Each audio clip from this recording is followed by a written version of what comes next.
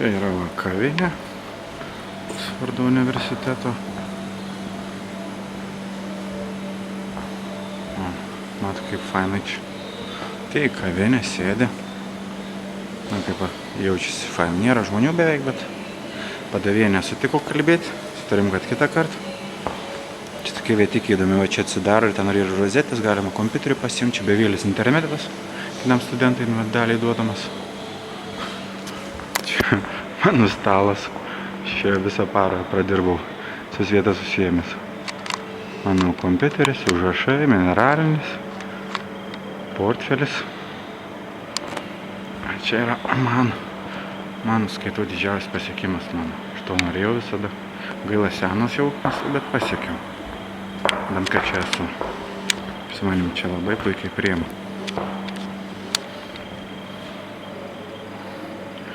O čia dar toks užnešęs. Čia va televizorius yra. Stovai čia vis laikai tokie ekonominės temos. Ekonominė situacija gvildenama. Pliusai, minusai ir visą kitą.